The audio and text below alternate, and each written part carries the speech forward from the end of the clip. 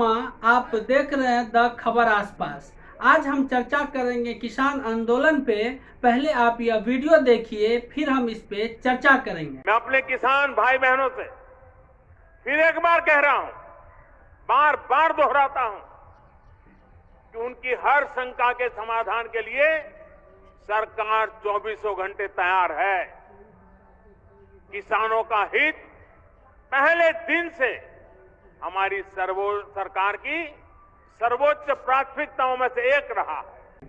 अभी जो आप वीडियो देख रहे थे, जिसमें माननीय प्रधानमंत्री नरेंद्र मोदी जी कह रहे हैं कि वह किसान से बात करने के लिए सर झुका के तैयार हैं। इससे बीजेपी के विधायक और सांसद को सीख लेनी चाहिए, क्योंकि कुछ बीजेपी के विधायक और सांसद इसको टुकड़ा टुकड़ा गैंग और खालिस्तानी समर्थक बता रहे हैं। उनको समझना चाहिए कि भारत में बीजेपी की ही सरकार है और यह सरकार 5 साल अपना कार्यकाल पूरा कर चुकी है। तो क्या मोदी जी और केंद्रीय मंत्री अमित शाह, रविशंकर प्रसाद आतंकवादी समर्थक किसान आंदोलन से वह बात कर रहे हैं? यह देश के लिए बहुत बड़ी विडंबना है कि कुछ बीजेपी के नेता इसको अलग रंग देना चाहते हैं। लोकतंत्र में अगर शांतिपूर्ण आंदोलन हो रहा है तो उसको आतंकवादी समर्थक या टुकड़ा टुकड़ा गैंग कह के भ्रमित नहीं करना चाहिए।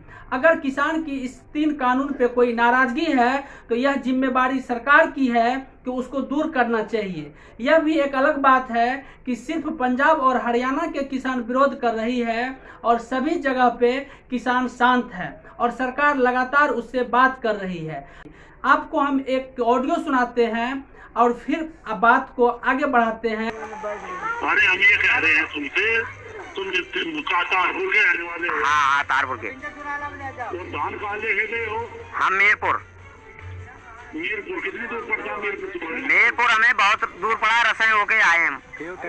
ट्रैक्टर तुम्हारे गांव के पास में सर कोई नहीं तोलता, सब यही कहते हैं कल तोलाना परसों तोलाना, कोई नहीं तोल रहा है। ये कोई आधार नहीं है। आप अपने गांव के पास के सेंटर में जाओ, हमारी बात कराओ। सर हम 2 ट्रैक्टरों से ट्राली खींच के लाए, ट्राली हमारी आ चुकी है सेंटर पे। क्यों लाए? तुम दलाल हो। यहाँ अपने गांव वाले सेंटर पे तुलवा लिया, अब यहाँ लेकर आ गए हो। कौन कहता है दलाल है हम? कौन कहता है हम दलाल हैं? चलिए ठीक है, जांच कीजिए मेरी। गांव के पास के सेंटर पे कौन तुलवाते? सर हमारी जांच कीजिए, हमने कहाँ तुलवाया, हमारी आईडी प्रूफ दिखवाइए। अगर हमारा चढ़ा हो हमारे नाम कहीं, हम दलाल हैं तो। क्या कह रहे हैं तुम? हम क्या कह रहे हैं तुमसे? और वह आला अधिकारी को कॉल करते हैं। आला अधिकारी उनको दलाल बता देते हैं। आप समझिए कानून का कैसा दुरुपयोग होता है भारत में, यह किसी से नहीं छुपी हुई है। तो किसान के मन में शंका तो जायज ही है और उसको दूर भी करना चाहिए। जहां तक विपक्ष की बात है तो आज भारत के लिए काफी चिंता की विषय है कि भारत में विपक्ष मजबूत नहीं है। अगर लोकतंत्र में विपक्ष मजबूत नहीं हो तो सरकार धीरे धीरे निरंकुश हो जाती है, जो कि लोकतंत्र के लिए शुभ संकेत नहीं है। इसीलिए कहा गया है कि लोकतंत्र में मजबूत विपक्ष होना भी जरूरी है। ये मेरे अन्नदाता हैं, अन्न उपजाते हैं और हम लोग घर में बैठ के खाना खाते हैं। आप समझिए यह किसान 24 दिन से खुली हवा में और इस ठंड में ठिठुर रही है। क्या यह कोई आतंकवादी है?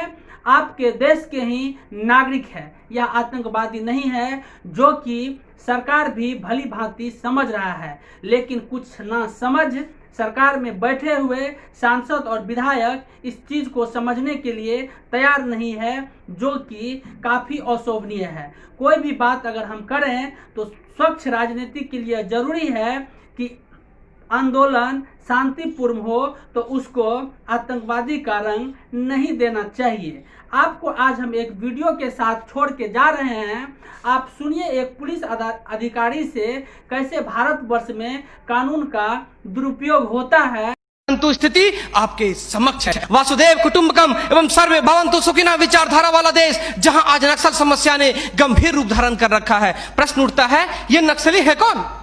समाज के सबसे शांत, शहरों से दूर जंगलों में रहने वाले तथा खेतों के माध्यम से अपने जीवन यापन करने वाले वो लोग जो अपने पूर्वजों द्वारा दिए गए धरोहर को बचाने के लिए सरकार के खिलाफ हथियार बंद हो गए हैं और अंततः ये लोग नक्सली बनने पर मजबूर होते हैं। महोदय, आधुनिकीकरण के नाम पर उन गरीब आदिवासियों की जमीनों को छीन ली गई तथा उन्हें मजबूर कर दिया बंधुआ मजदूर बनने पर, किंतु आज उनकी अधिकारों की कोई बात तक नहीं करता। मन समर्पित, तन समर्पित और यह जीवन समर्पित। मैं पूछता हूं, देश की धरती तुझे क्या दूं, क्यों दूं और किस लिए न्यौछावर करूं अपना सब कुछ तुम पर? क्या इसलिए कि मुझे देशद्रोह जैसे शब्दों से नवाजा जाए या इसलिए कि मुझे फर्जी इनकाउंटर में मार दिया जाए? जी हां अध्यक्ष महोदय, कुछ ऐसा ही समय था जब मान्य सूबे लखन भैया सोहराबुद्दीन तथा तुलसीराम प्रजापति को फर्जी इनकाउंटर में मार दिया गया। यह कैसी विडंबना है महोदय। हमारे विपक्षी साथी द्वारा मानव अधिकार का संरक्षण किए बगैर ही राष्ट्रीय सुरक्षा की बात करते हैं। जब आम लोगों का कोई अधिकारी नहीं हो तो इस स्थिति में राष्ट्रीय सुरक्षा का क्या मतलब? मैं पूछना चाहता हूं अपने विपक्षी साथियों से, वे किस राष्ट्रीय सुरक्षा की बात करते हैं? पुलिस हिरासत में अत्याचार व मौत, उन्नाव केस, किसानों द्वारा आत्महत्या या बिहार के शेल्टर होम में हुई मासूम बच्चों के साथ दरिंदगी, क्या यह है राष्ट्रीय सुरक्षा? राष्ट्रीय सुरक्षा का अर्थ सिर्फ सीमा की सुरक्षा नहीं बल्कि सीमा के अंदर रह रहे व्यक्तियों की सुरक्षा से भी है। अपने हक को मांगे जाने पर लोगों को नक्सली तथा आतंकवादी करार दिया जाता है तथा यह सुरक्षा देने वाले पुजारी आईपीसी की धारा 124A के तहत गिरफ्तार कर उन्हें देशद्रोह का मुकदमा चलाते हैं, फिर फर्जी इनकाउंटर में भी मार गिराते हैं। जबकि सुनील बत्रा बनाम दिल्ली प्रशासन में माननीय न्यायाधीश ने स्पष्ट किया है कि फर्जी इनकाउंटर हत्या के समान है।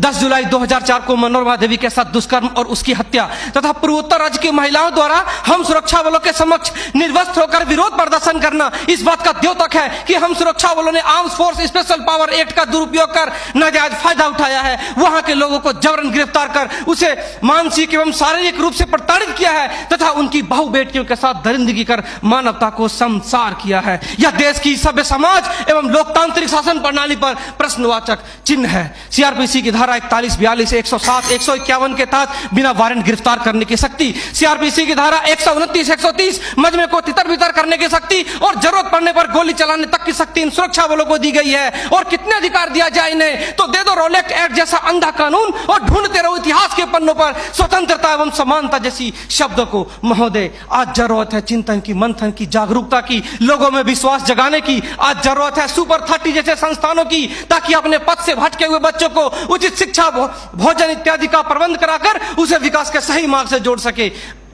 अंत में फैसला माननीय निर्णायक मंडल के पर छोड़ते हुए गुरुदेव रविन्द्रनाथ टैगोर की इन पंक्तियों के साथ मैं अपनी वाणी को विराम देना चाहूंगा कि मैं जीना चाहता हूं इंसानों की फौज के बीच में, मैं जीना चाहता हूं उगते सूरज की किरणों के बीच में, सुंदरता और सुगंध के बीच में। मेरी इच्छा है काश मिल जाए मुझे थोड़ी सी जगह इन जीने वालों के दिलों के बीच में। जय हिंद। बहुत बहुत धन्यवाद। आप मेरे वीडियो को लाइक कर दीजिएगा और चैनल को सब्सक्राइब कर दीजिएगा। फिर हम मिलेंगे एक नई समस्या के